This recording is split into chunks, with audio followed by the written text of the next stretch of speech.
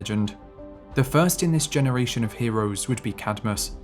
The brother of Europa, Cadmus would spend many months searching the land for his sister, but as she had been abducted by Zeus, her location would be impossible to find.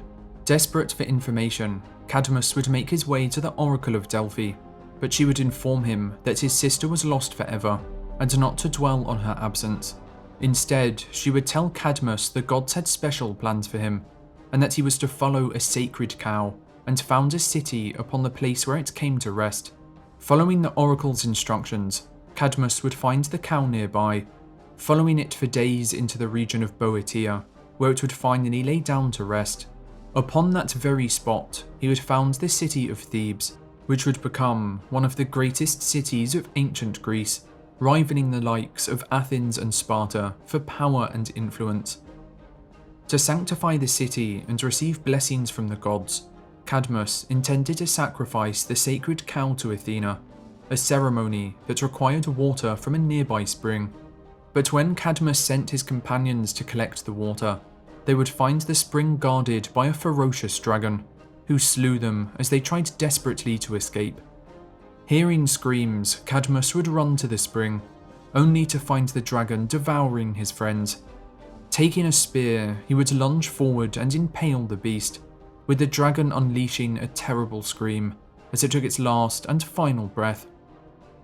Little did Cadmus know that the dragon was sacred to Ares, and that by killing it, he had committed a crime against the god of war. Ares would spare his life, but would force Cadmus to serve him as a slave for 8 years before his actions could be forgiven. But for Ares, his troubles would not only be confined to earth, for on Mount Olympus, Hephaestus, the god of smithing, had discovered one of Ares' deepest secrets. Hephaestus was married to Aphrodite, the goddess of love and beauty, but Aphrodite had not been faithful, having an affair with Ares. The romance had lasted many years, with Aphrodite secretly bearing Ares a child called Harmonia.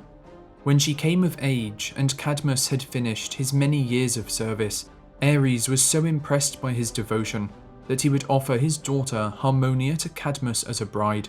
Hosting a great wedding celebration in Thebes, the two would wed, with all the gods of Olympus happy for their marriage bar one. For Hephaestus, having just found out his wife had had an illegitimate child, would present Harmonia with a cursed wedding gift, a beautiful necklace that would bring misfortune to any family who possessed it. Unaware of the curse the necklace contained, Cadmus and Harmonia would go on to rule the city of Thebes for many years, enjoying a long life and having 5 children together, 4 daughters and 1 son. Yet soon, the curse of Harmonia's necklace would bring ruin to the House of Cadmus. Their youngest daughter Selene would be the first to suffer tragedy. Having spent a night with Zeus, Selene would fall pregnant with the god Dionysus, but the cursed necklace would soon bring about misfortune, with Selene bursting into flames when she saw Zeus's true form.